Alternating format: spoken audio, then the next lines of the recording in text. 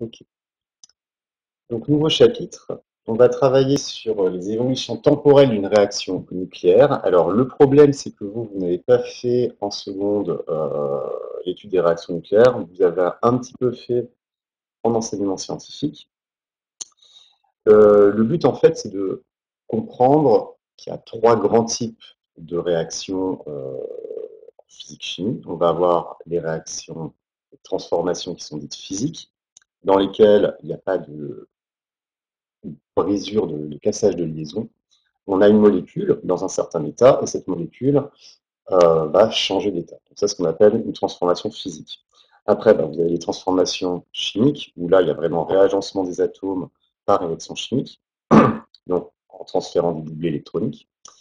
Et le dernier type de réaction, de transformation, c'est les transformations nucléaires, où cette fois-ci, on va transformer le noyau des atomes en leur enlevant des protons, des neutrons, ou en leur rajoutant. C'est vraiment un changement d'élément. Alors, comme vous n'avez pas bien vu tout ce qui était radioactivité en seconde, on va faire un petit check-up, on va dire, sur ce qu'on appelle la radioactivité. Donc en grand 1, la radioactivité, et on va définir tous ces termes.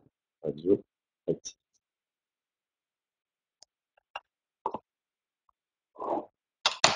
Comment est l'image pas trop pixelisée, ça va?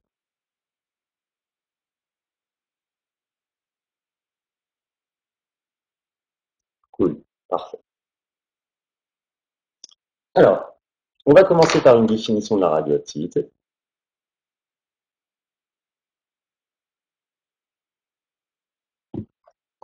Alors, il ne faut pas considérer ça comme quelque chose de forcément dangereux et de nocif, d'accord? Je pense que c'est à cause de ma connexion, c'est pas vraiment ouf.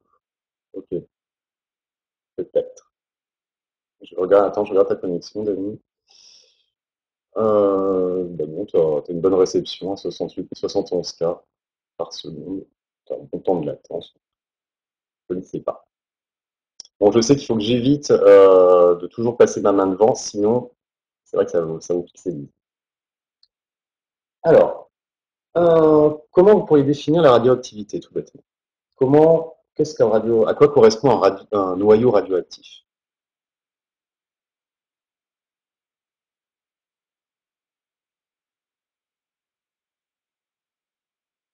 Et bonjour. Donc, je suis sûr que vous l'avez vu, hein, la définition en enseignement scientifique des noyaux radioactifs. Que peut faire un noyau radioactif? Un noyau radioactif, ça s'autodétruit. Waouh! Non, il n'y a pas de destruction. C'est rien ne se perd, tout se transforme. Fin, les noyaux se désintègrent au bout d'un temps. Oui, ça c'est clair. Quoi qu'il arrive, c'est quelque chose, un noyau qui est radioactif. Forcément, c'est un phénomène qui est inéluctable, on appelle ça. Donc oui, il est forcé de se désintégrer. C'est pas de la désintégration, hein. C'est un changement de composition interne, puisqu'on change la structure interne du noyau. Donc un noyau radioactif a la capacité d'émettre une particule.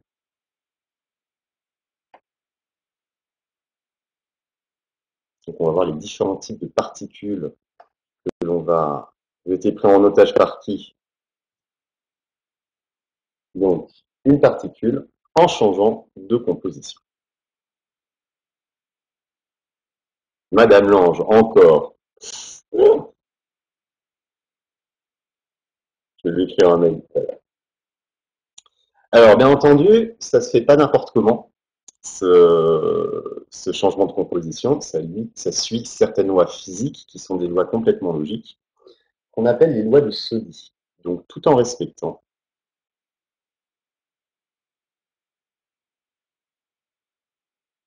les lois de Soddy. Alors, quelles sont-elles, ces lois de Soddy? C'est toujours la même chose au final. C'est comme pour une réaction chimique. Qu'est-ce qui est conservé lors d'une réaction chimique?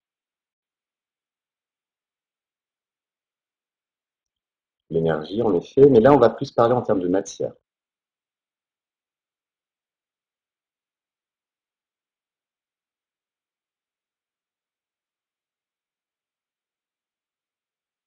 La quantité de matière, oui, soyons un peu plus précis.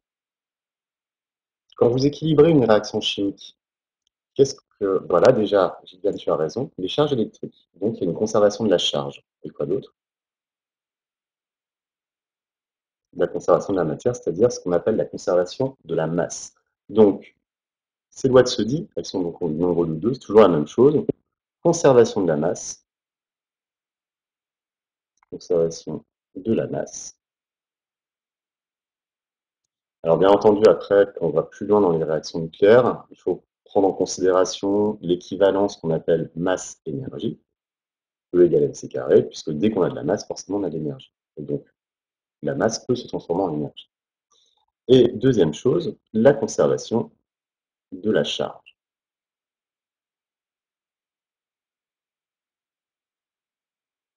Alors pour être clair, qu'est-ce qu'on a? Comment on va symboliser une réaction chimique, une réaction nucléaire, pardon?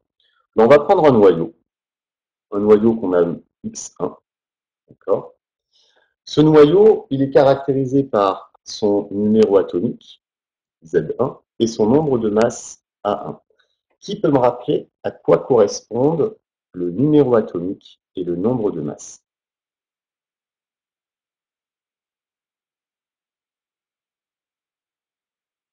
Programme de secondes. Alors, le numéro atomique, c'est Z, le nombre de masse, c'est A. Donc déjà, Z, ça correspond à quoi?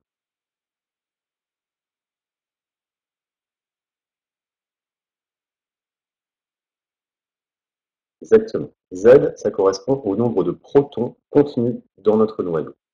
Et A,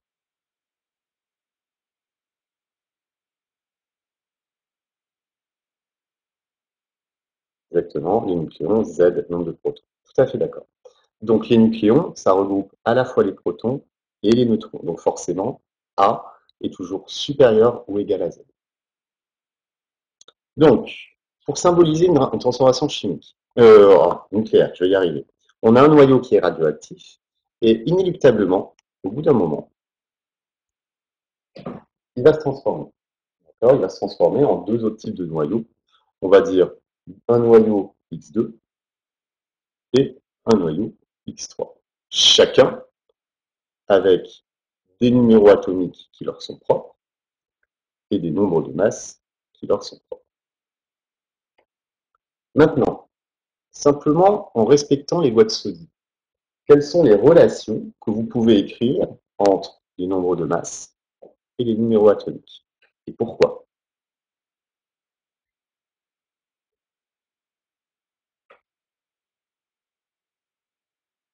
D'accord, mot de Mathilde, je suis d'accord, A1 est égal à A2 plus A3.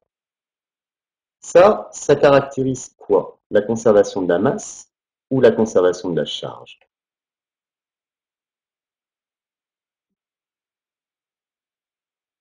Exactement, puisque c'est le nombre de nucléons totaux. Là, on a un certain nombre de nucléons, on doit retrouver le même nombre de nucléons dans les deux noyaux. Et enfin, Z, c'est la charge. Pourquoi? Puisque dans le noyau, seuls les protons sont chargés, et cette charge, on va les retrouver répartie sur les deux noyaux qui ont été formés par des intégrations du noyau mère, on appelle ça. Donc on a Z1 qui est égal à Z2 plus Z3. Donc en fait, les lois de Soddy, c'est juste ça. Rien de compliqué. Savoir que caractériser un phénomène nucléaire, une réaction nucléaire, donc ce phénomène, il a trois caractéristiques.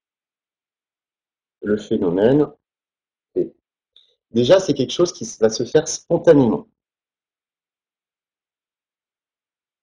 On peut le forcer, d'accord? C'est ce qu'on appelle les réactions en chaîne, mais quoi qu'il arrive, il va se faire naturellement au bout d'un moment. Il est aléatoire. Alors, qu'est-ce que ça veut dire que le phénomène est aléatoire?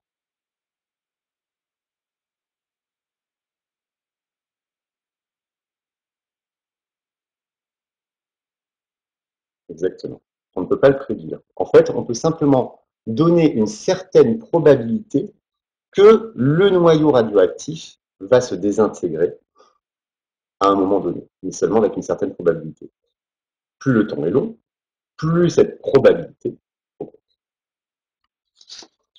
Et enfin, dernière chose, c'est un phénomène qui est dit inéluctable. Qu'est-ce que ça veut dire, inéluctable?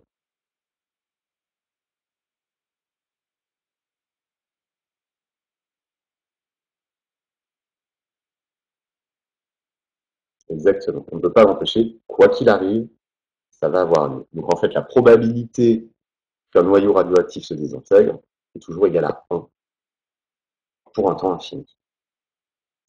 Donc voilà pour la définition en fait de la radioactivité. Il n'y a pas grand-chose à connaître, simplement se rappeler de la composition d'un noyau. Là, on parle vraiment du changement intrinsèque d'un noyau atomique et en respectant les lois de Soddy qui caractérisent simplement la conservation de la masse et la conservation de la charge. J'ai tout écrit sauf le titre. Évolution temporelle d'une réaction nucléaire. De rien. C'est bon, je peux remettre?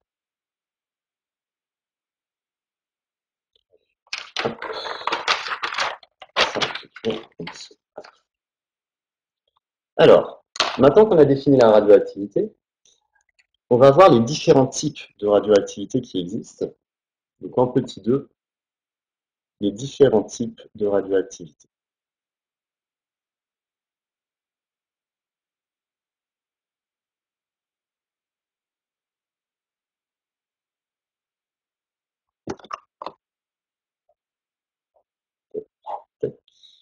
Et alors, elles sont au nombre de 4.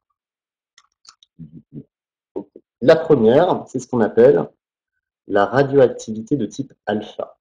Radioactivité alpha. Alors, par quoi elle est caractérisée? C'est qu'on a un noyau radioactif, alpha, bêta moins, bêta plus, et il y en a encore une autre. Pour rigoler. Donc, une radioactivité alpha, et alors, c'est la désexcitation gamma, en effet. Non, pas oméga, le Y, c'est un gamma. Alors, on commence par la radioactivité alpha. Cette radioactivité alpha, pourquoi on l'appelle alpha? Parce qu'elle émet des particules alpha. Alors, qu'est-ce que c'est qu'une particule alpha? C'est un noyau d'hélium, tout bêtement. Le noyau d'hélium qui est caractérisé par 4 nucléons, dont 2 protons.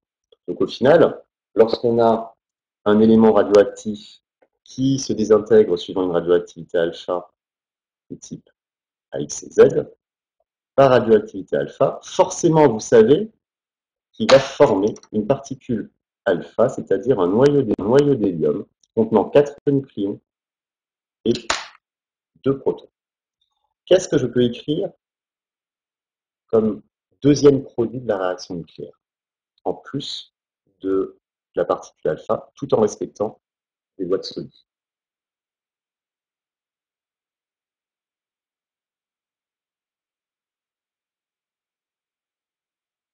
Alors, Z-2 à -4, je suis d'accord. Forcément, on va avoir un élément. Est-ce que cet élément va être le même que l'élément X de départ? Non, forcément, puisqu'il va plus avoir le même numéro atomique, ce ne sera pas un isotope. Donc, on va avoir un élément qu'on va nommer Y, qui est différent de X, dont son numéro atomique, par rapport à X, aura baissé de 2. Et son nombre de masse, lui, aura baissé de 4, de façon à pouvoir respecter les lois de Soddy en disant que A doit être égal à A-4 plus 4, et Z doit être égal à Z-2 plus 2. Donc voilà ce qui caractérise une radioactivité de type alpha. Est-ce que ça va? C'est clair? Ok.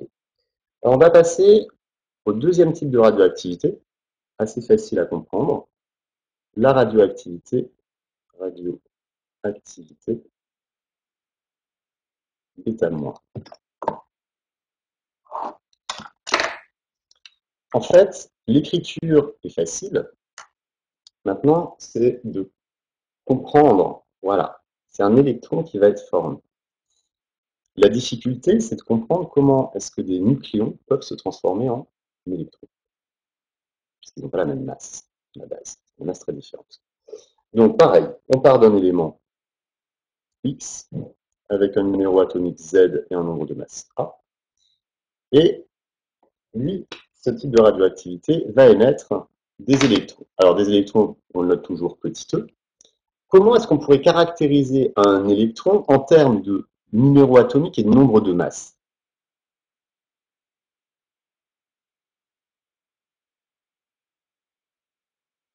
Alors, moins 1 pour le A, je ne suis pas d'accord.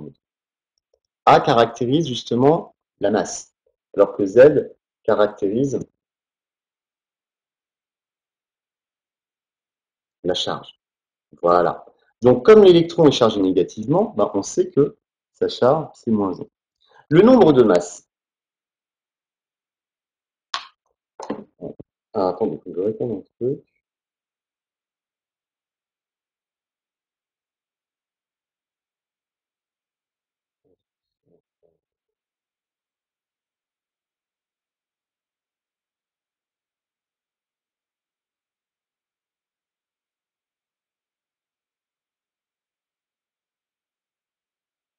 Voilà, désolé.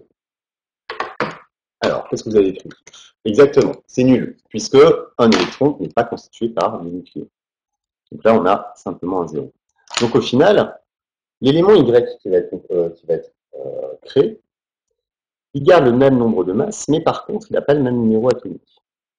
Donc forcément, ce n'est pas le même élément. En fait, qu'est-ce qui se passe? Il y a transformation de quel type de particule en quel type de particule.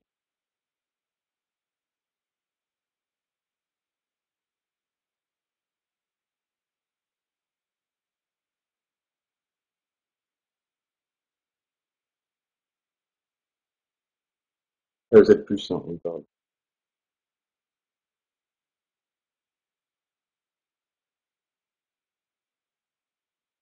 Non, ce n'est pas des isotopes.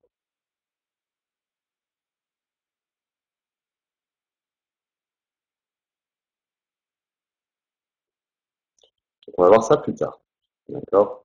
Il y a vraiment un proton on a le même nombre de nucléons, mais on a un proton en plus.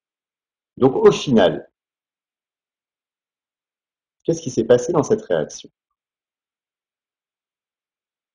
Si le nombre de nucléons reste identique, mais que le nombre de protons augmente, ça veut dire quoi sur les neutrons? On ne lui a pas donné un proton, attention.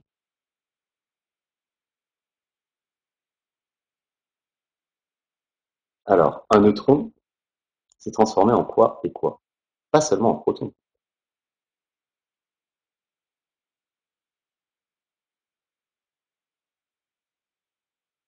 Exactement. On a un neutron, au final, c'est à côté.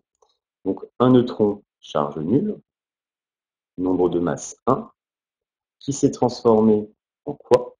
En un proton, qu'on va pouvoir noter 1 de charge 1, plus un électron, 0, moins 1. Vous voyez, hein, même là, on respecte les lois de solide. 1 est égal à 1 plus 0, 0 est égal à 1 moins 1. Donc en fait, dans une radioactivité de type β-, c'est un neutron qui se transforme en un proton et un électron. D'ailleurs, si on regarde, on a toujours dit que la masse des électrons était complètement négligeable devant la masse des nucléons. Mais entre les protons et les neutrons, qui est le plus lourd?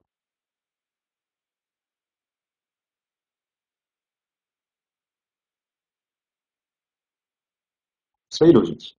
Regardez ça. D'après cette équation,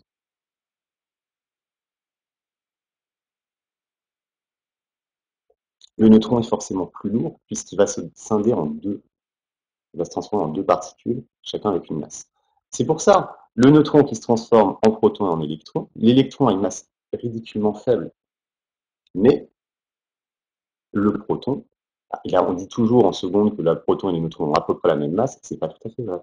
La différence de masse vient de la production, de la transformation d'un neutron en proton, s'accompagne toujours d'un électron. Ça va, c'est clair? Allez. Alors maintenant, on va voir une radioactivité un peu plus spéciale. C'est la radioactivité, cette fois-ci bêta+.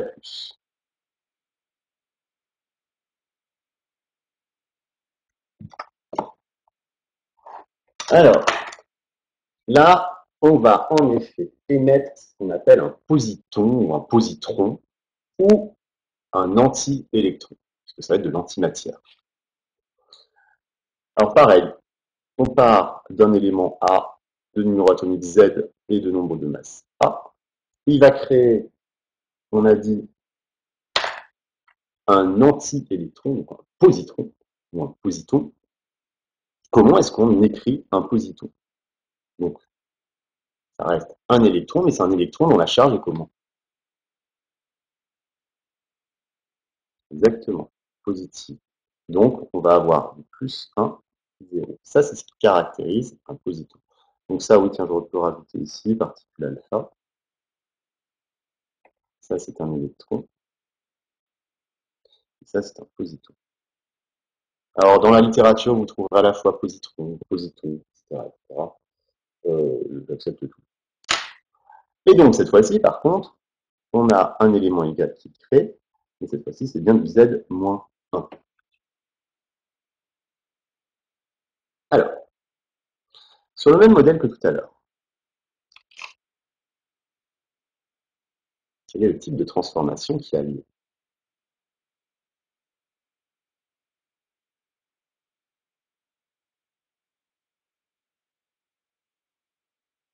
Et on va rentrer dans un paradoxe. Attention.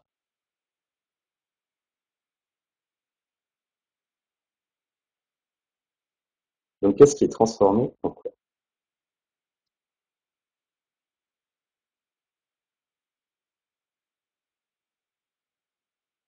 Ça ne peut pas être un neutron. Ça veut dire quoi?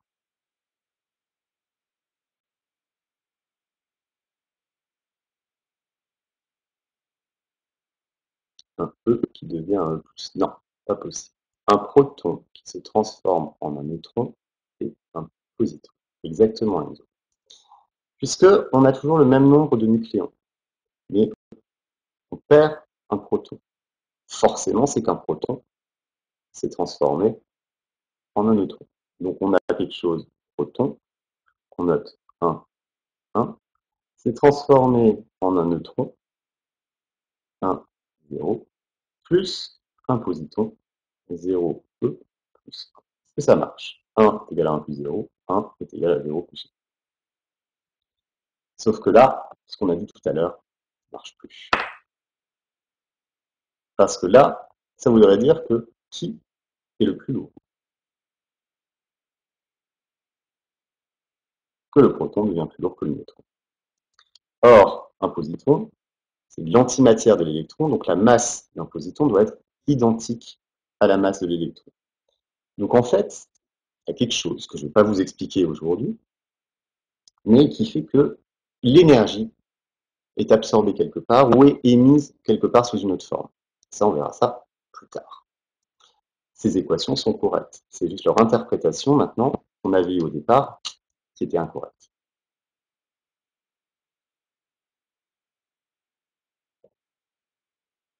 Tout va bien, vous suivez.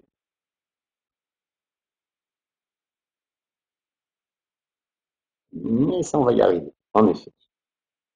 Hugo, tu as raison. Alors, dernier type de radioactivité.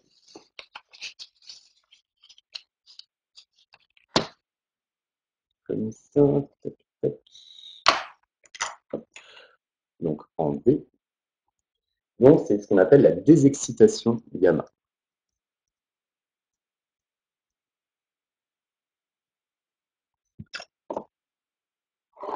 Et pas Y, c'est gamma, mode. Alors en fait, on va simplement dire qu'on a un noyau radioactif qui est dans un état excité. Et pour symboliser un état excité, on va simplement écrire qu'on a A, X, Z avec une petite étoile. Donc il est sur un niveau énergétique plus élevé que son niveau fondamental. Et au final, bah, qu'est-ce qui se passe? Il va redescendre sur son niveau, sur un des niveaux inférieurs, sans changer sa composition, mais en changeant son énergie, en abaissant son énergie. Et donc, par abaissement d'énergie, forcément, il doit y avoir une émission d'un photon. Donc ça, c'est un photon qui va transporter le surplus d'énergie dû à la désexcitation. Donc, il y a création de photons. Donc, c'est l'émission par désintégration. Exactement, c'est un rayonnement. Donc, une désexcitation de la masse, simplement un rayonnement électromagnétique. Pourquoi une étoile à côté du X? L'étoile à côté du X, c'est simplement pour dire que l'atome X est dans un état excité, il n'est pas dans son état fondamental. Et forcément, tout élément, tout atome qui est dans un état excité doit inéluctablement redescendre en niveau d'énergie à un certain moment de façon aléatoire. Alors, ça, c'était pour le début du cours. Et là, on va se faire un petit exercice, le 12, page 117. Exercice 12, page 117. Alors, avec les secondes, j'ai tenté le partage d'écran, ça avait super bien marché, il n'y avait pas eu de bug. Donc, on va se le tenter avec vous. Je ne pensais pas que si t'imagines, on fait des choses en enseignement scientifique qui vont être réinvesties. Alors, partage d'écran. Donc, déjà, quand je trouve le bouquin, ce serait pas mal. Alors, où il est? Poum, poum. Physique, chimie terminale, le voilà. Hop, mon partage d'écran. Désolé, mais j'ai des problèmes de co, mais je sais pas pourquoi. Donc, bon, je pense que je regarde la vidéo. Oui, je mettrai, t'inquiète, je mets sur YouTube quoi qu'il arrive. C'est fait pour ça. Côté A1F, qu'est-ce qu'il raconte? Côté 2. Vous allez crash. Ah, d'accord, ok. Ça va pas cracher, vous allez voir. Partage d'écran, hop, détecter le partage d'écran. On y va.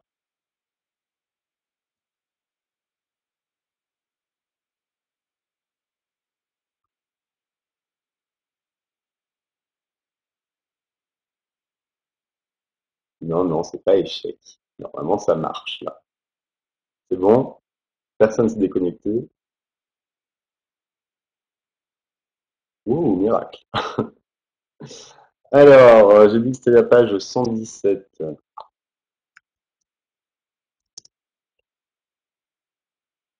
Pourquoi 117, ça me donne ça? Ah oui, tac, exercice c'est chauffé, tututum. Et j'ai dit le 12. Le 12, il est là. Bon, bon, on va répondre directement dessus. Ah non, non. Non, non, non. Complétez les équations suivantes en précisant la particule P et le noyau fils AZX. OK. Donc là, ce que je vous conseille, c'est d'avoir un tableau périodique à vos côtés, de façon à faire cet exercice. Après, bon, les grandeurs conservées lors de ces désintégrations, c'est toujours la même chose. A et Z. Le numéro atomique et le nombre de masses. Alors, je vous laisse un peu réfléchir et je vais. Est-ce que vous voulez que je vous affiche un tableau périodique plutôt?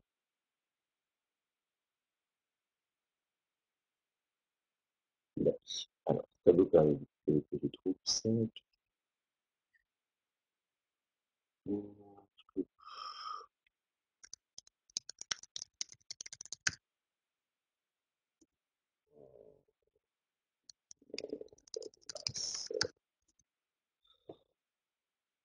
Une image, où est-ce qu'on peut trouver un tableau périodique intéressant?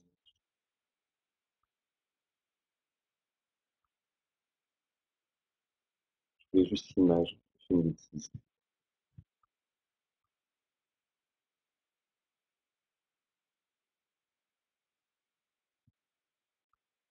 Voilà. Z, nombre de masse, tac. Page combien? Page 117. Donc je suis obligé de passer du tableau à vous pour voir. Ou alors je vais faire quelque chose. C'est d'être intelligent pour une fois.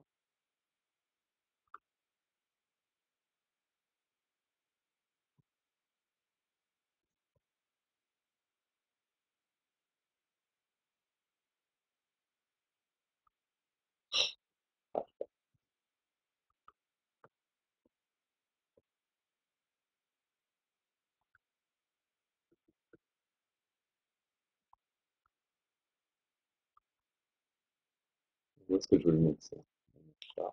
Non. Ah, bon, je veux pas. Je n'arrive pas. Désolé. Mais le gamma, c'est quoi son A et son Z? Il n'y en a pas. Vu qu'un photon n'a pas de masse. C'est simplement, c'est un photon, c'est une particule élémentaire, c'est une particule sans masse.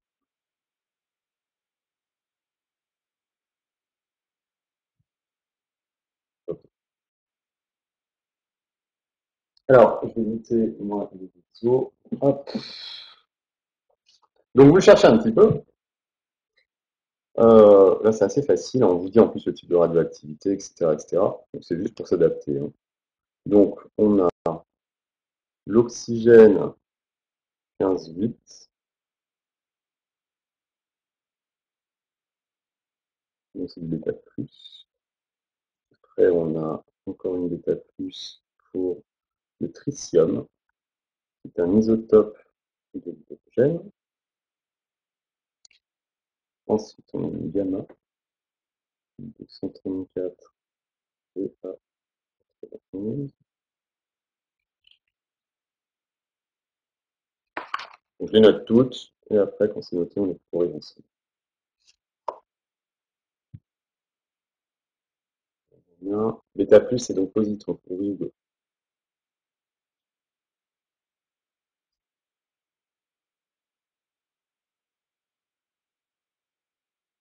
Donc, on a une alpha, le polonium. Et pareil, il faudrait quand même que vous arriviez à repérer maintenant ces éléments atomiques. Donc, PO, c'est polonium. PA, c'est palladium.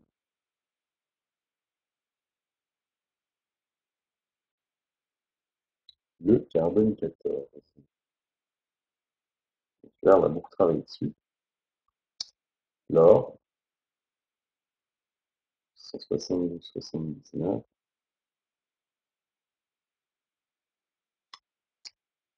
Ensuite, le fluor excité.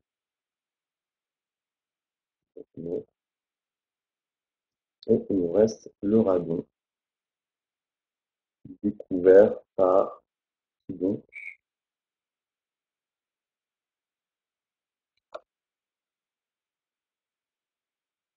Non, là je montre rien. Je vois plus votre écran. Tu vois quand même le tableau périodique ou pas?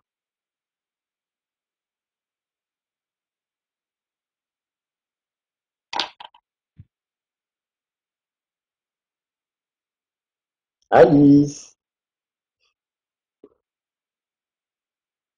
Je suis en train d'osciller d'un écran à un autre pour toi. Ça y est, on l'a perdu.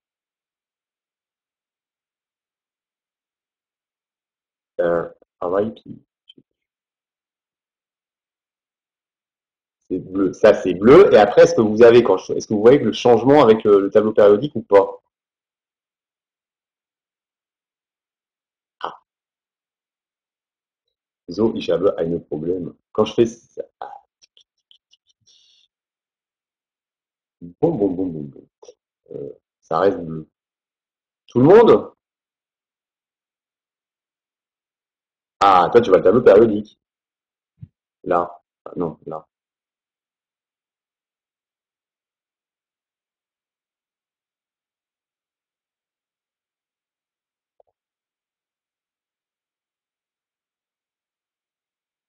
Non, mais ça, c'est encore Lucas et Alice. Voilà. Toujours pareil. Hop. Là, je vous mets le tableau.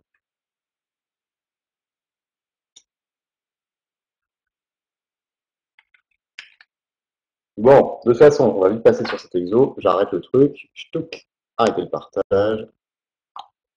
C'est pas ta faute. Désolé, ça a été facile.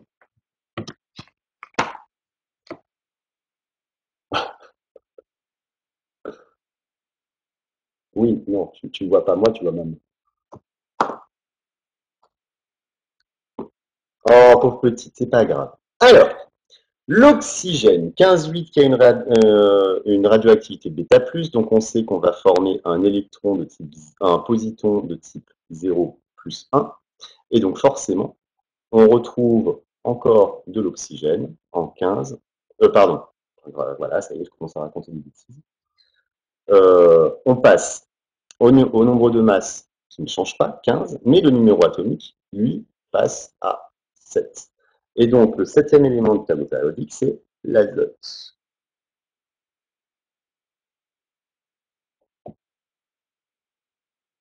Comment ça, Laetitia, tu vois rien?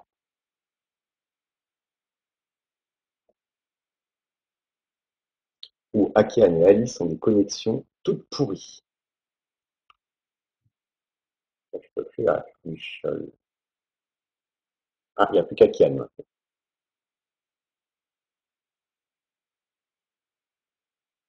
Moi, ma connexion, elle est bonne, hein. Ok. Ensuite, encore une bêta plus, donc forcément émission d'un positon. Donc cette fois-ci, on baisse. Il n'y a pas une erreur. Ah oui, si, je vois ce que c'est.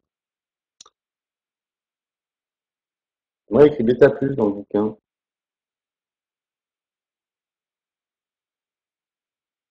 Ah voilà. Ok, donc dans mon bouquin, c'était bêta plus. Et sur votre tablette, il y avait écrit quoi? Ok, c'était bêta moins. Donc moi, j'ai une erreur dans mon bouquin. Bêta moins. Donc, c'est bien un électron qui est fabriqué, qui est créé. Et donc, forcément, le nombre de masses reste le même. 1 moins 1, on passe à un numéro atomique 2. Le deuxième élément, c'est de l'hélium.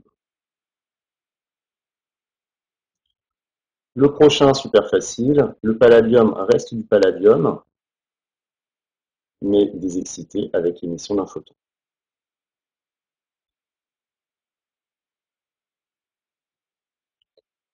En fait, oui, on aurait pu transformer le tritium. Ça m'étonnait justement qu'il donne cette réaction, mais on va rester sobre.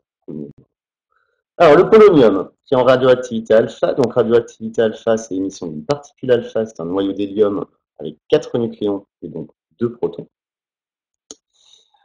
Donc, qu'est-ce qui va se passer? On va passer de 212 moins 4 à 208 et de 84, on passe à 82. Quel est le 82e élément du tableau périodique? C'est du plomb, exactement. Et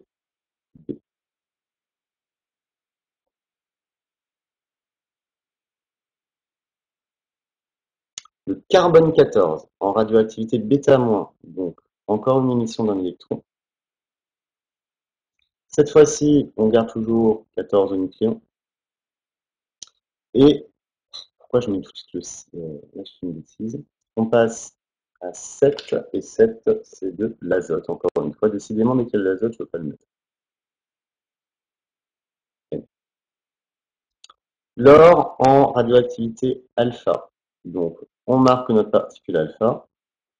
172 moins 4, ça nous fait du 168. 79 moins 2, ça nous fait du 77. Le 77e élément du tableau périodique, quel est-il?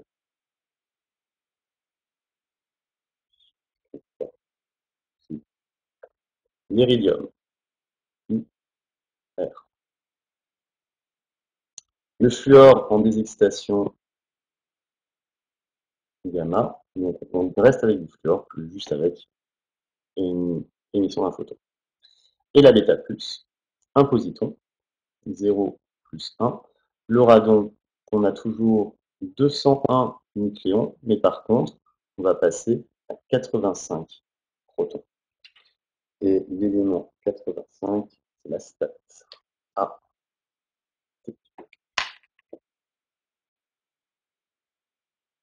Donc voilà pour cet exercice. Donc on vous demande de préciser les grandeurs conservées lors de ces désintégrations, le numéro atomique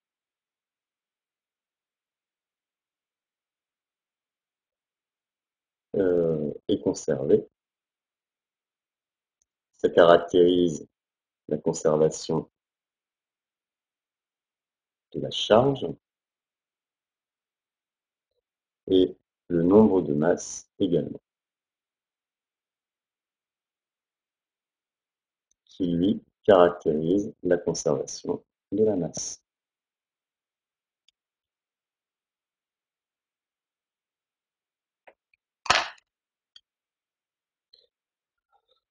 Euh, Là, j'en ai aucune idée. Là, tu me poses une colle. Je peux pas te dire s'il y a une des radioactivités qui est plus fréquente que les autres.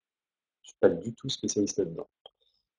Mais intuitivement, je te dirais quand même que c'est des excitations gamma.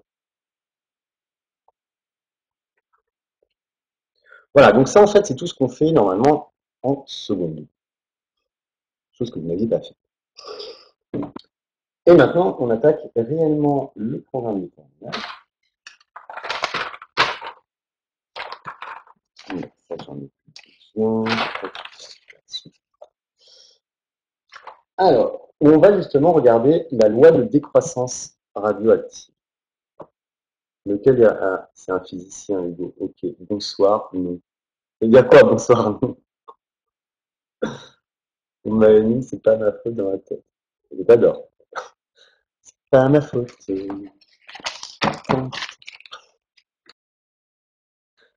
Voilà, tu lanceras sur Alizé, c'est sûr.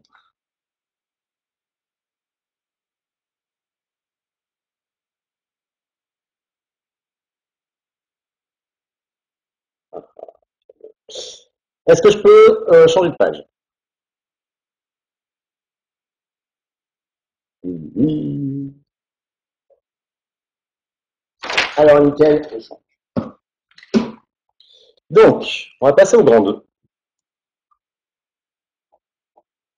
C'est donc la nouveauté du programme de terminal, la loi de décroissance radioactive. Loi de décroissance radioactive. Alors, pour étudier cette loi et pour la comprendre, avant de la démontrer, on va faire l'activité 3 de la page 111. L'Homo luzonensis. Donc, activité 3, page 111. Tac, faut que je me la trouve aussi. Où est-ce que je l'ai? Ça, je fais. Tac. Et je vous referai un partage d'écran tout à l'heure. 111. Tac. Homo luzonensis. Bon, on prend un partage d'écran. Oui, Hugo, mais on n'en est pas là encore. Ça, il faut le comprendre. Alors, partager mon écran. Je clique. Donc, normalement, vous ne devez pas avoir un écran bleu. Là, vous devez voir l'activité de la page 100. Oui ou non?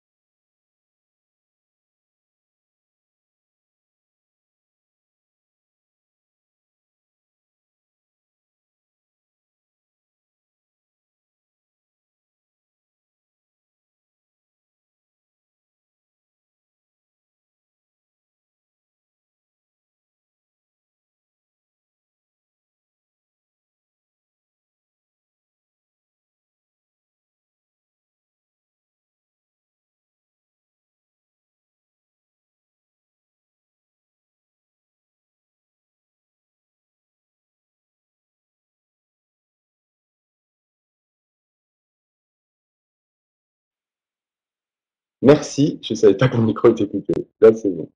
Pas de son, ok, le son est là. On a le partage d'écran. Est-ce que là, vous avez bien la page 111 qui s'affiche? Yes. Donc là, par contre, je ne vois pas ce que vous faites, si vous parlez, si vous avez des questions. Donc, faites un lever de main, comme ça, je peux revenir sur l'écran de VIA. Alors, dans cette activité, on vous parle d'une découverte d'une nouvelle espèce le 10 avril 2019 et une espèce du genre Homo sur l'île de Luso aux Philippines. Donc elle avait des caractères de l'Australopithèque et aussi de l'Homo sapiens. On voulait savoir si l'espèce était plus ancienne que la nôtre. Donc pour ça, on va faire une datation au carbone 14. L'objectif, c'est d'écrire l'équation des désintégrations radioactives et expliquer comment est-ce qu'on fait une datation. Excellent sujet, par exemple, pour le grand oral, dont je ne sais toujours pas comment on va vous préparer. Et ça marche. On a trouvé depuis 2007. Ok, donc ça, c'est ce qu'ils ont trouvé, des ossements, des dents, donc des fossiles et des fossiles de rhinocéros. Le principe de la datation, quel est-elle? En fait, on va mesurer le nombre de noyaux qui sont radioactifs à un instant T. En commençant à un instant T 0, on prend toujours égal à 0, on va avoir un certain nombre de noyaux initiaux radioactifs qui vont être N0. Et au fur et à mesure du temps, on voit qu'on obtient une décroissance radioactive, une décroissance exponentielle, on appelle ça, qui fait qu'au bout d'un certain temps, il n'y aura pratiquement plus de noyaux radioactifs dans l'échantillon. Pareil, on va aussi pouvoir caractériser un temps de demi-vie, c'est-à-dire quelle est la durée nécessaire T1,5 pour que la moitié des noyaux radioactifs se soient désintégrés. Ça, c'est ce qu'on va essayer de trouver et c'est ce qui caractérise les éléments radioactifs. Par exemple, dans le document 3, on vous donne les isotopes radioactifs de l'uranium et son temps de demi-vie, qui est de 4,47 10 puissance 9 années. Donc, c'est un temps de demi-vie très très long. Le carbone 14, 5734, le césium 30,1 ans, etc., etc. Et le type de radioactivité, c'est-à-dire comment ces isotopes radioactifs se désintègrent. Alors, supplément numérique, ça, je vous laisserai regarder plus tard. Ça ne vaut pas trop le coup. Ok, voilà, question. Donc, qu'est-ce qu'on lister les critères à prendre en compte dans le choix d'une méthode de datation? Préciser quels isotopes radioactifs ne permettent pas de dater les ossements trouvés, etc., etc. Donc, je vous laisse un peu le temps pour réfléchir à tout ça. Et en fait, le but, c'est de rédiger un protocole expérimental qui vous permet de dater un ossement ou un autre artefact. Est-ce que je vous laisse les questions sur l'écran? Je vous laisse un peu réfléchir. Ou est-ce que vous pouvez vous les mettre sur votre tablette ou je ne sais pas. Oui, il va faire pipi, Maud. Tu as le droit. Ok. Je préférais que vous ayez votre tablette et que vous puissiez regarder à part. Après, c'est bon pour tout le monde? Je peux arrêter le partage d'écran?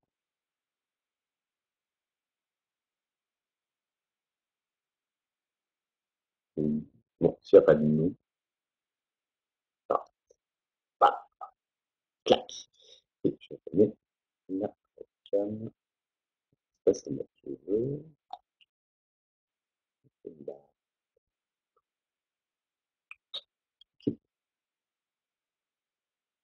Donc, je vous laisse un peu réfléchir.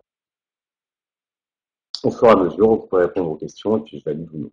Donc, 1. Lister les critères à prendre en compte dans le choix d'une méthode de datation. Critères pour la datation. Donc, vous avez un élément et vous voulez trouver l'âge de cet élément, de cet objet. Est-ce que j'ai mis ça?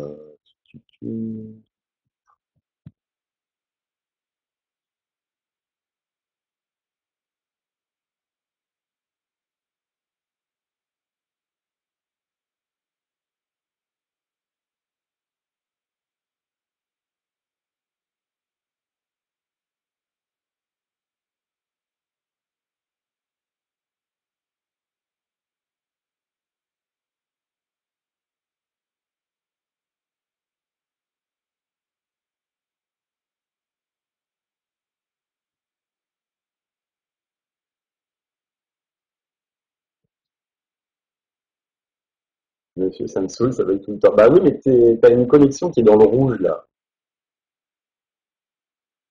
Pas du tout.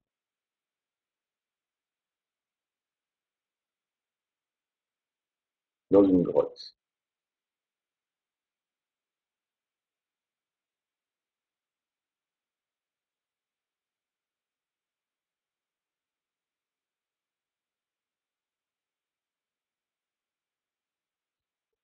Bah oui, mais alors si toute la famille accourt en même temps, c'est sûr que ça bug. C'est obligé. Mais non, non, notre ministre nous avait dit que nous étions prêts. Vous êtes prêts, quoi qu'il arrive.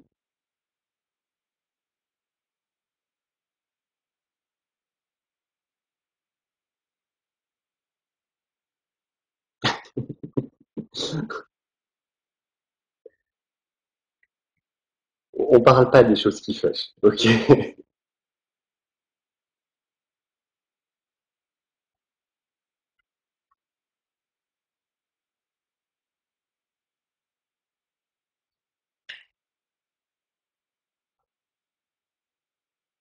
Alors, les caractères à lister.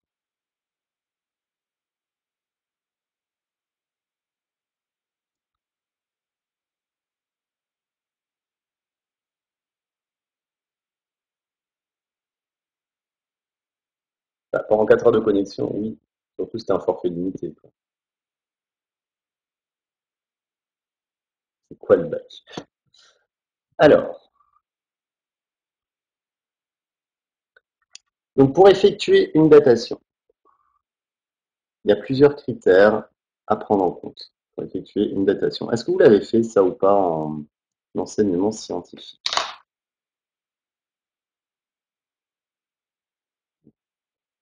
Alors, c'est l'endroit où on peut retrouver ces éléments, nombre de noyaux. Ouais, donc il y en a certains, vous l'avez fait, d'autres non.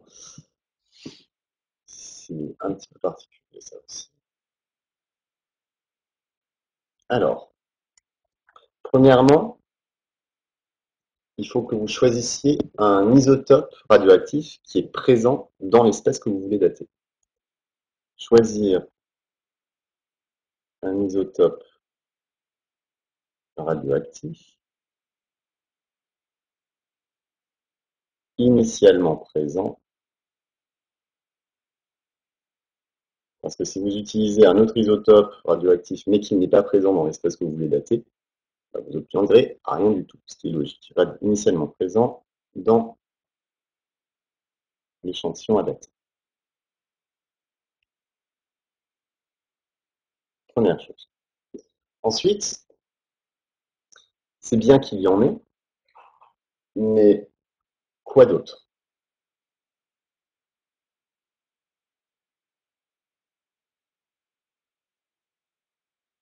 Alors, on va venir après sur le temps de demi-vie.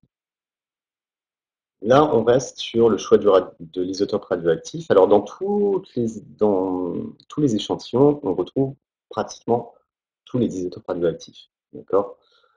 Maintenant, pourquoi on va choisir préférentiellement l'un que l'autre? Exactement. C'est sûr qu'il faut privilégier un isotope radioactif dont la quantité initiale est assez importante. Sinon, vous n'allez pas avoir des mesures assez précises. Donc, la quantité de cet isotope doit être suffisante pour effectuer la datation.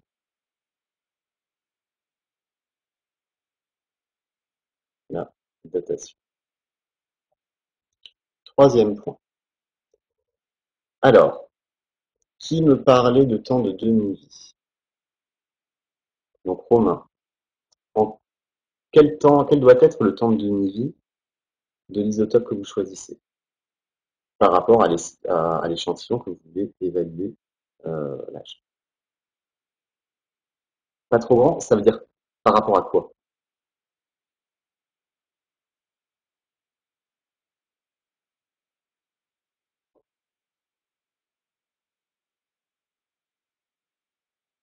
N'oubliez pas, tout est relatif. Et par rapport à quoi de ton échantillon?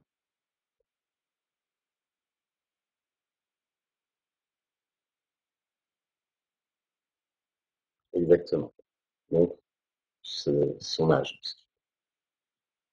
Donc, ce qu'on a marqué, euh, il faut un isotope dont le temps de demi-vie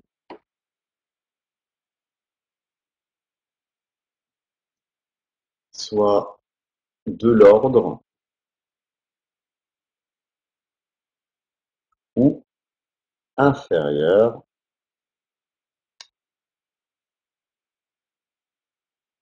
à l'âge de l'échantillon. Parce que s'il est trop grand, bah, j'aurais pu évaluer cet âge. Enfin, bah, il faut aussi que vous puissiez estimer la quantité initiale présente dans l'échantillon. Il faut pouvoir estimer la quantité initiale présente dans l'échantillon. C'est ça qui est un petit peu plus complexe.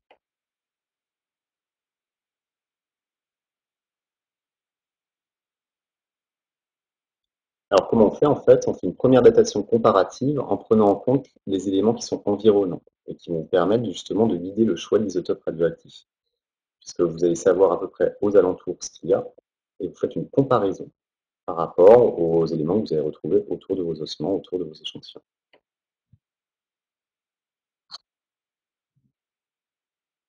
C'est le temps lorsque la moitié...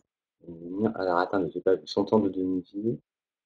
Par rapport à notre échantillon, c'est le temps lorsque la moitié de la population des noyaux radioactifs s'est désintégrée. Oui. Alors c'est vrai, ça j'aurais pu vous dire plutôt. C'est vrai que c'est en. On mettra la définition plus tard, mais bon, théoriquement, vous étiez censé avoir dans seconde. Et je sais que ça, par contre, vous l'avez vu en enseignement scientifique, c'est obligatoire le temps de demi-vie. Après, on a déjà vu les temps de demi-réaction, hein, c'est pareil. C'est le temps nécessaire pour qu'une réaction chimique atteigne la moitié de son avancement final.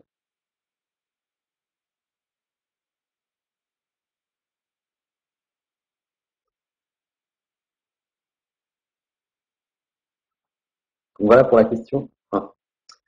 Alors justement, maintenant qu'on a trouvé les critères, les 4 critères qui nous permettent d'effectuer une datation, on va vous demander, en considérant les temps de demi-vie qui vous sont proposés dans les documents 3, préciser quels isotopes radioactifs ne permettent pas de dater les ossements trouvés.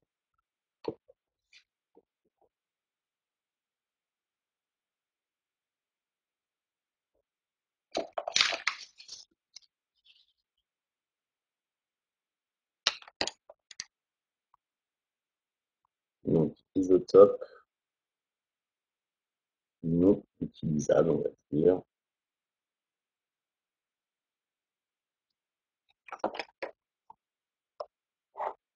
Quels sont-ils?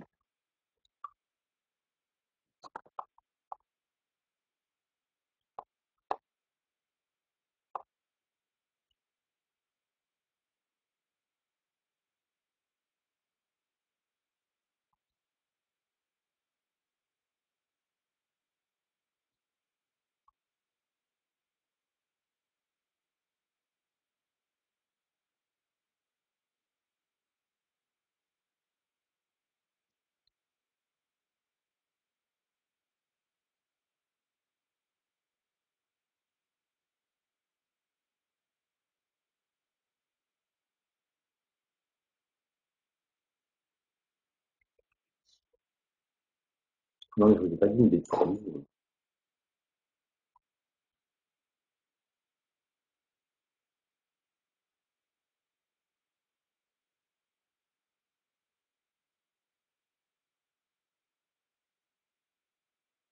Oui, non, attendez, je vous ai dit une bêtise tout à l'heure. Hein. C'est de l'ordre ou supérieur.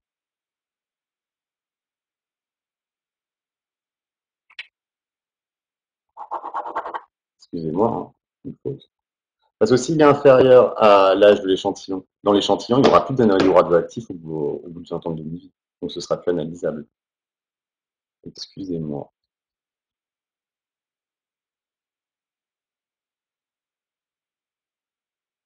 Non, ça ne fonctionne pas.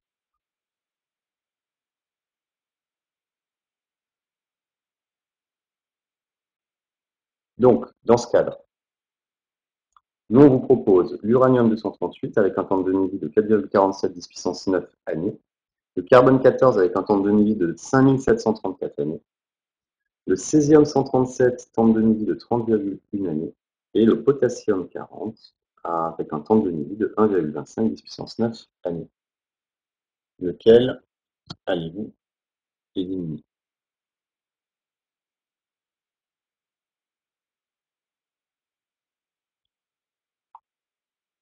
Et non, au contraire. Regarde, j'ai corrigé tout à l'heure. Là, c'est bien supérieur. Le temps de demi-vie soit de l'ordre ou supérieur à l'âge de l'échantillon. Voilà. Le carbone 14 et le césium, ils ont des temps de demi-vie trop courts. Donc, si les temps de demi-vie sont trop courts, ben, qu'est-ce qui va se passer? Au final, la quasi-totalité de ces noyaux radioactifs dans l'échantillon, ils sont déjà désintégrés. Donc, en fait, les éléments environnants,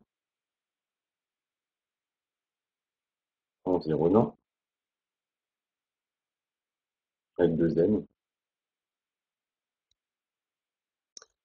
montrent que les ossements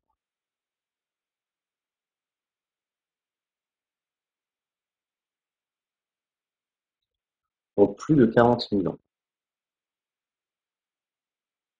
Donc ça, c'était dans le document 1.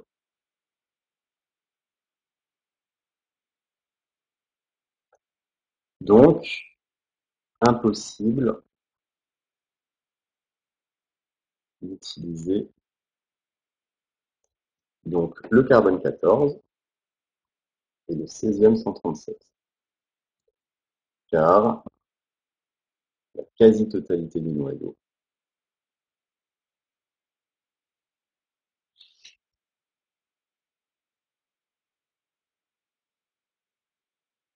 est déjà désintégré.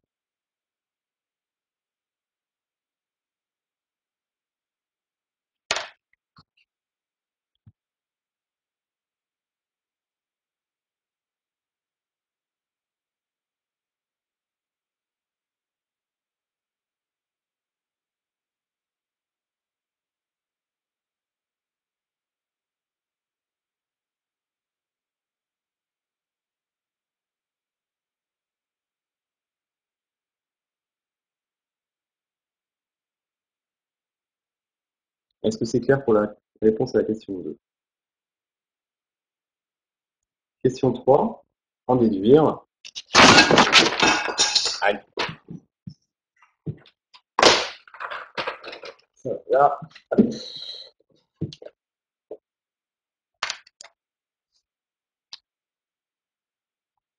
Quel est l'isotope radioactif le plus adapté? L'isotope le plus adapté.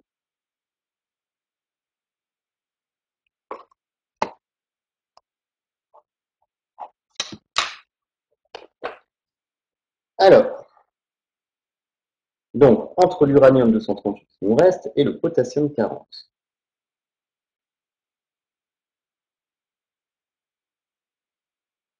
Donc, on parle des quantités initiales dans l'échantillon.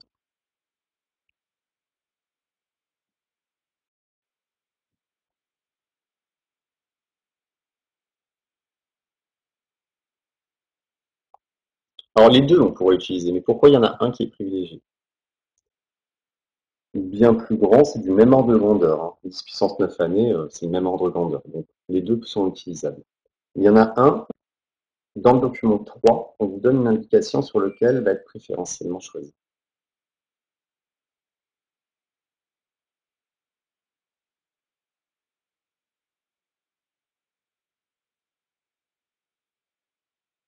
Exactement. Alors qu'avec le potassium, c'est trop aléatoire.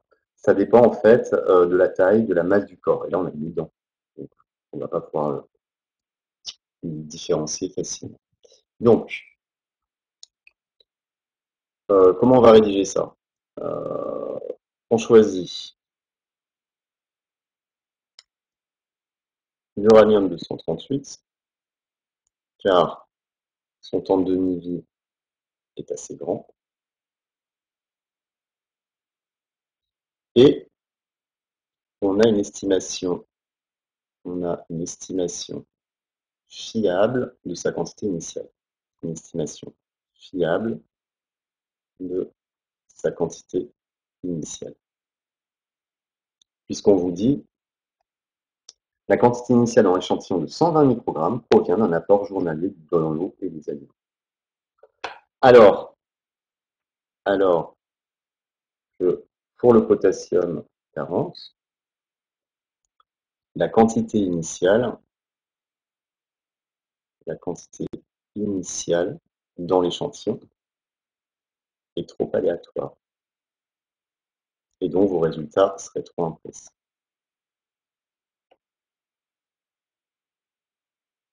Résultat peu fiable. Et donc on vous demande l'équation de la réaction de désintégration. Alors, on vous dit que l'uranium 238 suit une radioactivité alpha. Alors, dans le tableau périodique, l'uranium, c'est le 92e élément. Écrivez-moi l'équation de la réaction de désintégration nucléaire de l'uranium.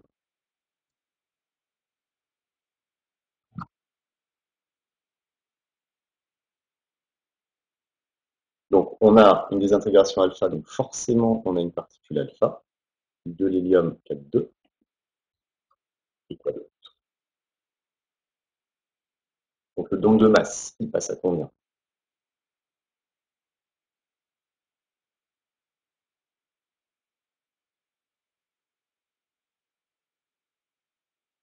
Alors, le nombre de masse, il passe de 238 à... On va faire une soustraction, quoi. Merci, Maud. 234. Et le numéro atomique passe de 92 à... Oui, 90. Et donc, le 90e élément du tableau périodique, c'est le thorium. TH. Donc, l'uranium se transforme en thorium.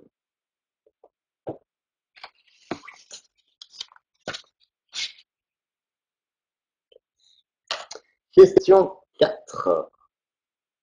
Alors, les résultats montrent que les ossements contiennent 3 à 10 puissance 17 noyaux encore présents de masse molaire, 14 grammes par mol. Déterminer l'âge de ces ossements. Évaluation de l'âge.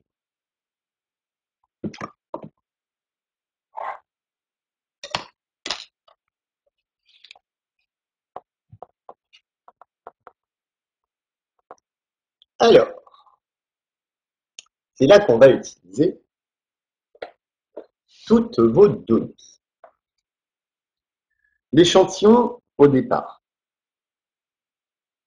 Alors, qu'est-ce qu'on va utiliser déjà comme expression pour pouvoir trouver cet âge?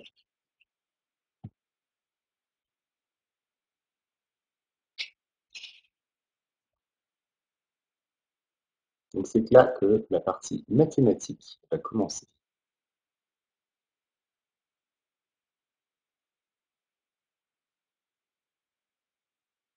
Donc, on s'accroche. Nous, on part du fait qu'on nous donne l'équation de la loi de décroissance radioactive. Le nombre de noyaux radioactifs à l'instant T est égal au nombre de noyaux initialement présents, multiplié par exponentielle de moins lambda, avec lambda qui est égal au logarithme népérien de 2 divisé par le temps de demi-vie de l'élément radioactif considéré. Nous, ce qu'on cherche, c'est au bout, on connaît N0. N0, il nous est donné dans le texte. La quantité initiale dans l'échantillon de 120 microgrammes provient d'un apport journalier dans l'eau et les aliments. Donc on a, au départ, 120 microgrammes. Comment est-ce qu'on va relier la masse au nombre d'entités présentes?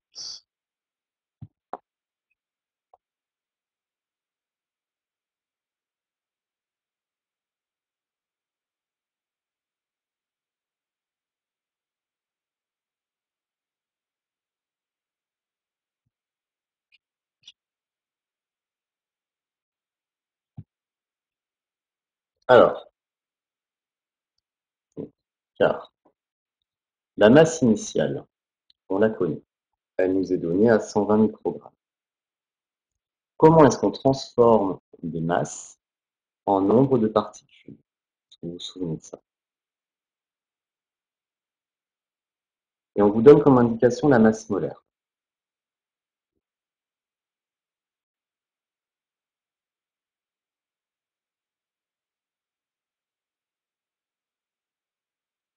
Ouais, il y a un truc de ce style. Donc vous savez que petit n, la quantité de matière n0, ça va être n0 divisé par le nombre d'Avogadro. Et vous savez également que c'est égal à la masse de votre échantillon initial divisé par sa masse molaire. Donc, vous pouvez dire que la quantité initiale de noyau radioactif est égale à quoi? Merci Maud.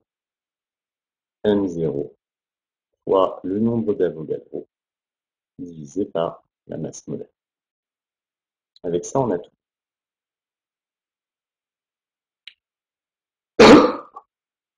On connaît M0, donc on l'a. Il n'y a pas que ça qu'on connaît.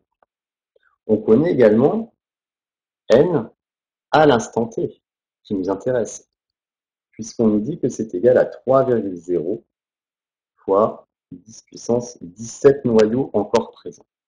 Donc vous connaissez N, vous connaissez M0, lambda vous le connaissez puisque vous connaissez T1,5, donc vous allez pouvoir remonter à T. Il faut donc résoudre cette équation exponentielle. Donc on va la réécrire.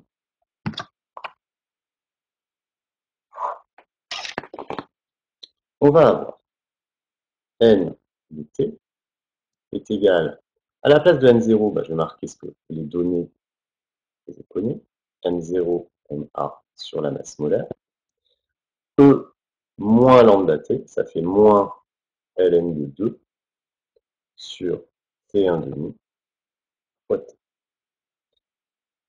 Le but étant de trouver T. Ça, c'est notre inconnu. Alors, on va marquer N0 égale M0, NA sur N.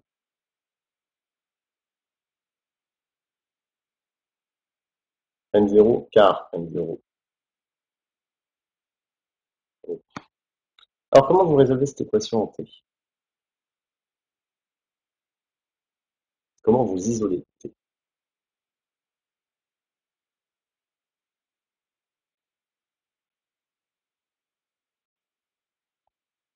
Pas de suite. D'abord, il faut faire passer ça de l'autre côté. Donc, on va avoir grand N fois le nombre de noyaux radioactifs à l'instant considéré, divisé par masse initiale fois Na, qui va être égal à exponentielle de moins ln de 2 sur T1,5 fois T. Donc maintenant, justement, comment j'enlève l'exponentielle? On passe au logarithme naturel. Vous dites logarithme naturel ou logarithme népérien en maths? Parfait. Donc pour ça, on passe au logarithme. On va donc avoir ln de n fois n de t divisé par n0 na égale moins ln de 2 sur t1,5 fois le t qu'on recherche. Et donc au final, t, c'est juste égal à quoi? Ça va être ln de m fois n de t divisé par n0 na divisé par ln de 2 multiplié par t1,5 avec un signe moins devant. Voilà l'expression littérale de votre résultat. C'est moche. Je vous l'accorde.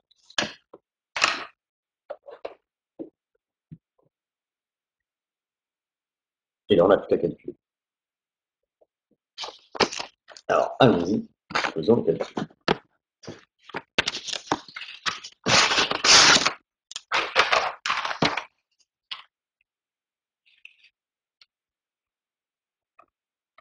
Application numérique.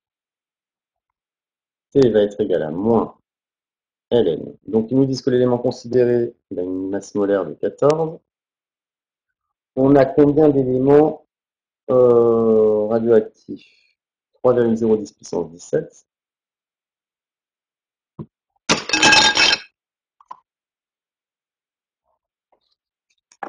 Qu'on divise par la masse initiale, elle est de 120 microgrammes. 120 10-6. Qu'on multiplie par 6,02 10 puissance 23, je crois, le nombre d'Avogadro. Je vérifie.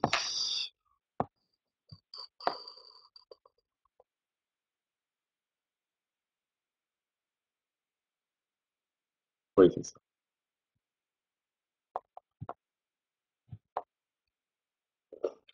Que l'on divise par ln de 2 et taux 1,5, on est sur l'uranium. Donc on prend 4,47 10 puissance 9 et on aura le résultat. Ça a bugué un moment. Le résultat en année. Calculex. Alors, ça donne quoi? Moins ln, c'est où là-dessus?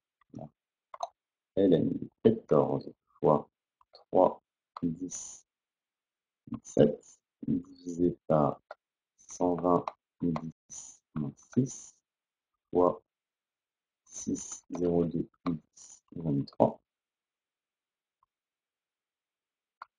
multiplié par 4,47, 10 puissance 9, divisé par l'ND2.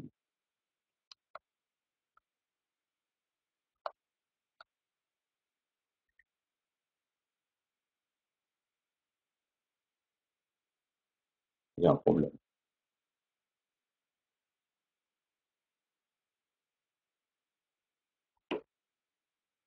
J'ai un énorme problème. Alors, pourquoi j'ai pas le bon résultat?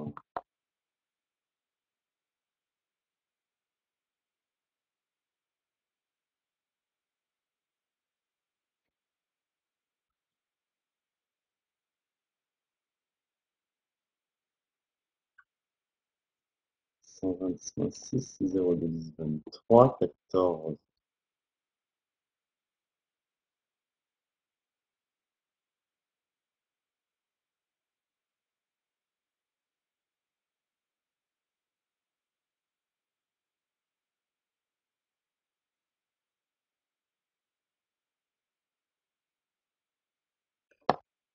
Trouvez mon erreur. J'arrive pas à trouver mon erreur. Si vous la voyez, vous me dites.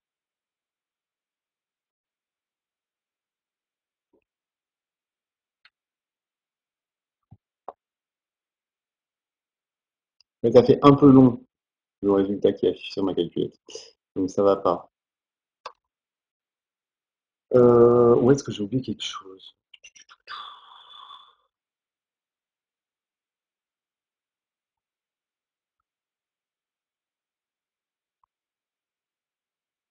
Je comprends pas.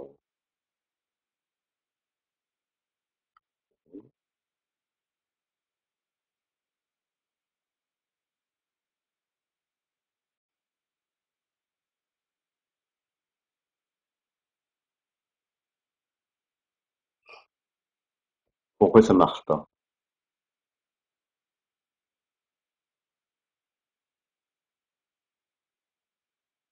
Je vais venir quelque part, mais je sais pas où.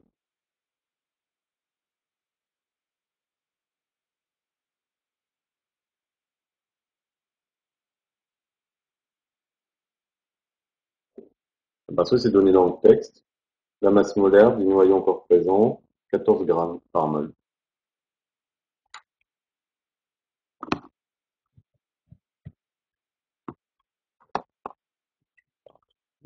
Ah, c'est pas ça que je voulais faire.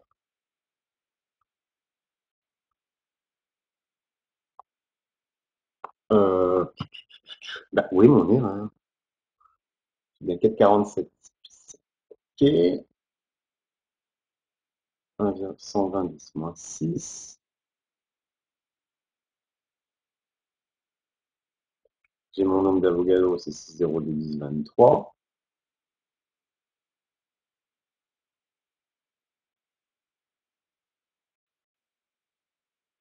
Oui, j'ai mis le moins.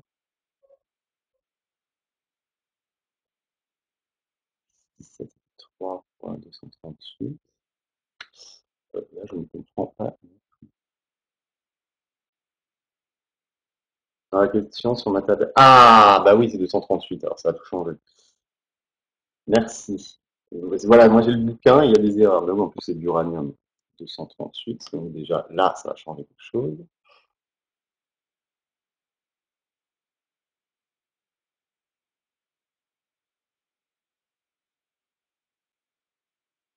Donc, à la place de 14, on met 238.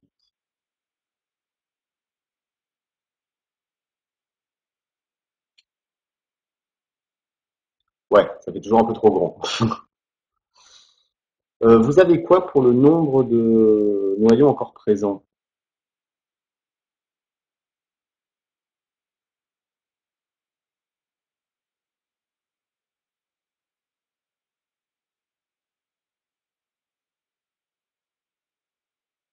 Parce qu'apparemment, c'est encore une erreur de ma version du bouquin. Donc, dans la question, on vous dit le nombre de... Les ossements contiennent 3,010 puissance 17 noyaux encore présents.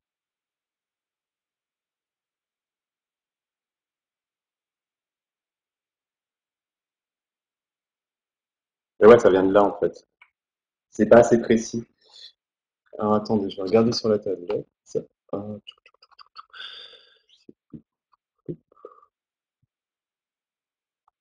Voilà, oui, parce que moi, la précision, elle est importante.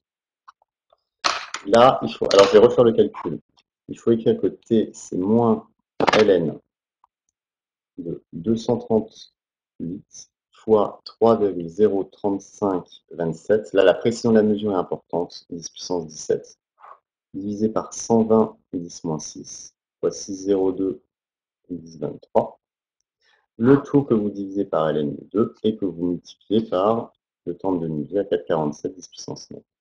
Et quand je fais mon calcul, je me retrouve avec 5,1.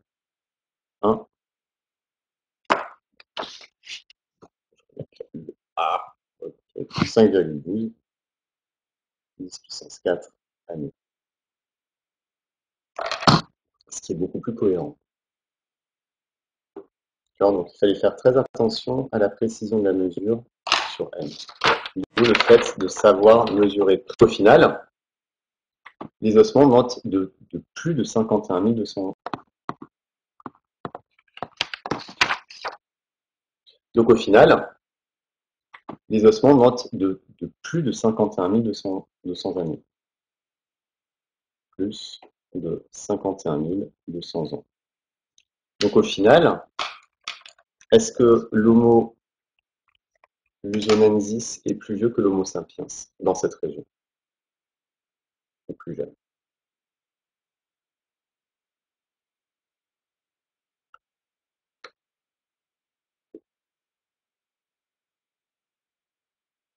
Alors l'Homo sapiens, on vous dit dans les documents. Vous m'entendez ou tout a bugué là? Ah, oui. Donc, l'Homo sapiens, les fossiles sont vieux de 30 000 à 40 000 ans. Avec la datation qu'on a fait pour l'Homo lusonensis, qu'est-ce que vous pouvez conclure?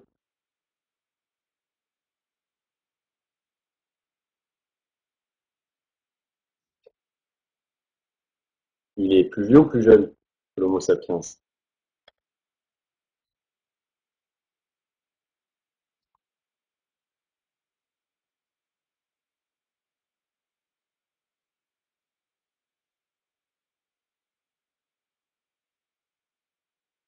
Bah alors, Mathilde, on trouve que la datation de l'Homo lusonensis est 51 200 ans.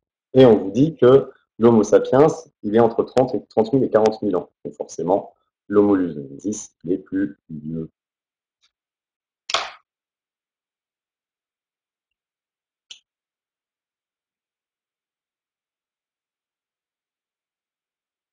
Donc en fait, là, La synthèse de cette activité, on ne va pas la rédiger, mais c'est exactement la réponse à la question 1. Il faut respecter tous les critères de datation pour pouvoir faire une datation correcte. En fait, pourquoi je vous ai fait faire cette activité? C'était surtout pour pouvoir manipuler la loi de décroissance radioactive. Et en fait, ce qu'on va faire maintenant, et on finira là-dessus, on va établir le cours sur la loi de décroissance radioactive. Mais non. Crois-moi, il y a bien. Je peux enlever la feuille et continuer le cours?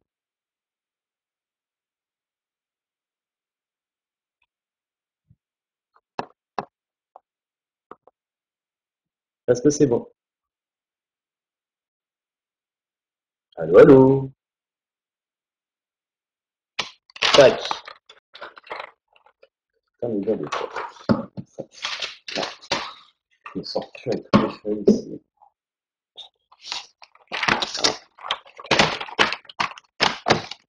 Tac. Donc, pour toutes mes démonstrations, je vais considérer la notation n de t, la fonction n de t, représentant le nombre de noyaux radioactifs à l'instant t.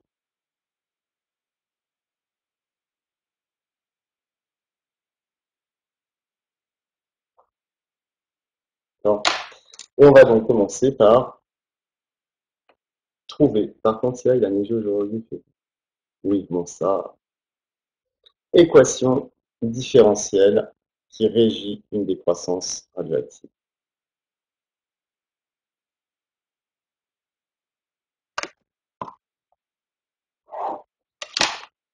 Alors, je vais noter ce que je voudrais arriver à estimer, c'est quelle est la variation du nombre de noyaux. Alors, une variation du nombre de noyaux, on le note dn pour un instant t. D'accord? On pourrait mettre un delta. Tout ça que c'est un 4. C'est dans la partie grand 2, le petit 1.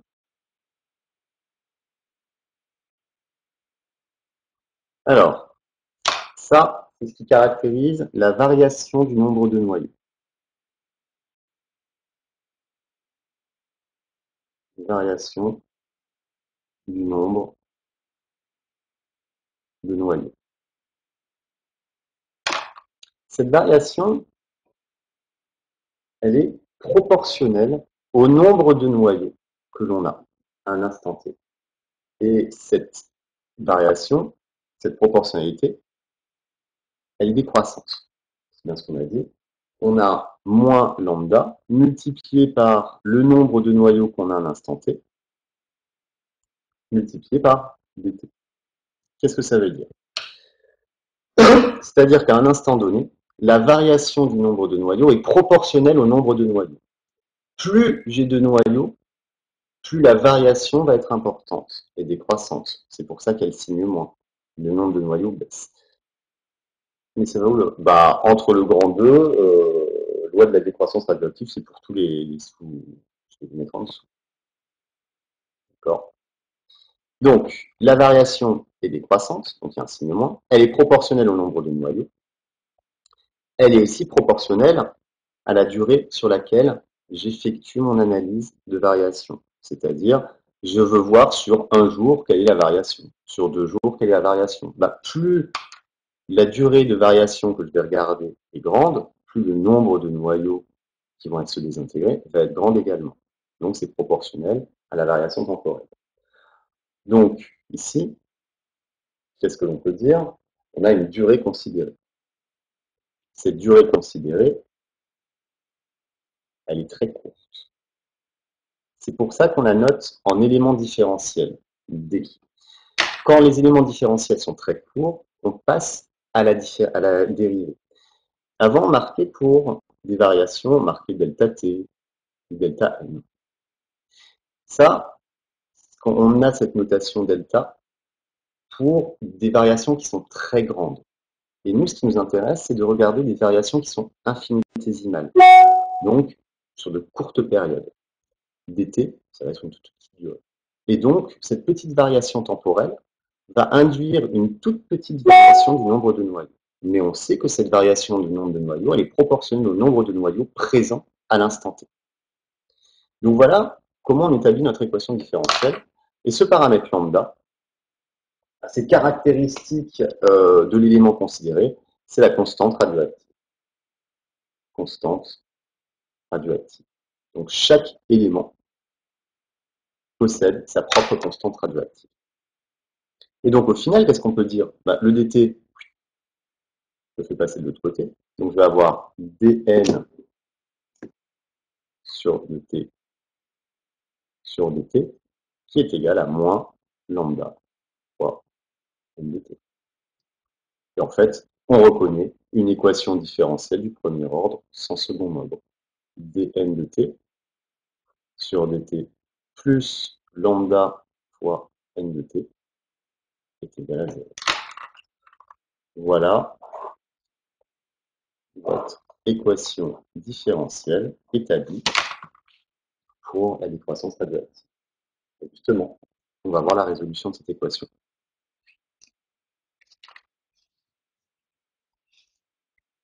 En deux.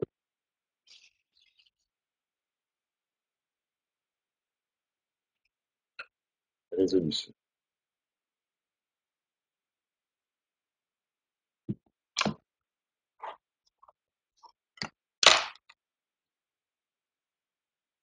Donc vous avez une équation de la forme y' plus ay égale 0, dont la solution est de la forme, donc quand c'est sans second membre, ça fait y de t est égal à a multiplié par exponentielle a. J'aurais pas dû l'appeler a, je l'appeler k. Voilà, c'est mieux.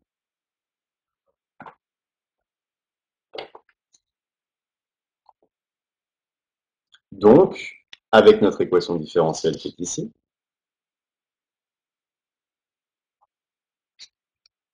à la place de y, on a n, à la place de petit a, on a lambda. Donc on va avoir n de t qui est égal à une constante multipliée par exponentielle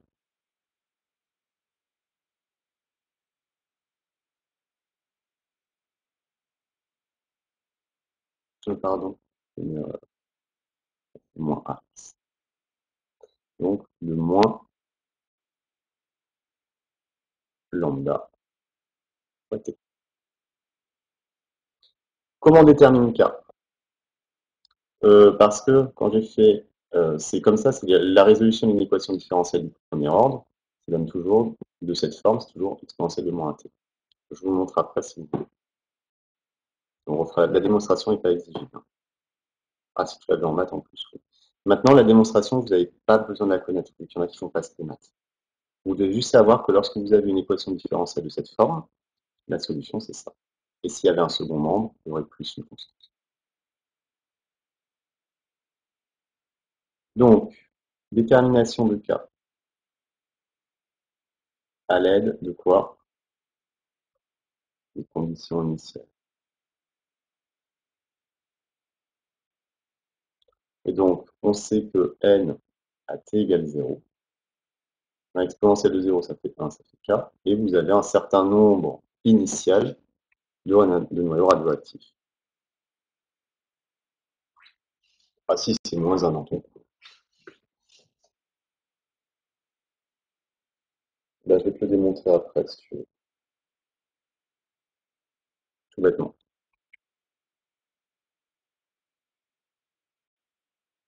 Quand tu dérives, tu vas avoir y, bah oui. Quand tu dérives dn, alors on va le faire. Ça fait n0, donc tu as n de t, qui va être égal à n0, e de moins lambda t. Si on dérive ce truc-là, on va obtenir quoi? Donc dn de t sur dt, c'est n0, multiplié par la dérivée de E de moins lambda t, c'est-à-dire moins lambda E de moins lambda t. C'est-à-dire moins lambda n0 E de moins lambda t. Et ça, c'est n de t. Donc tu te retrouves bien avec dn de t sur dt qui est égal à moins lambda n de t. Donc on retrouve bien notre équation de base du fait qu'on avait la variation est égale à moins lambda le nombre de particules. On se retrouve exactement avec la même chose. Donc, ce qui est important de retenir.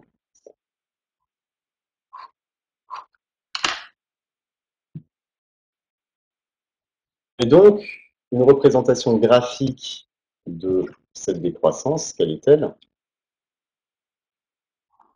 Donc si on regarde au cours du temps, le nombre de particules radioactives, au départ, on a un certain nombre de particules radioactives et ce nombre va décroître progressivement avec une asymptote horizontale qui tend vers zéro.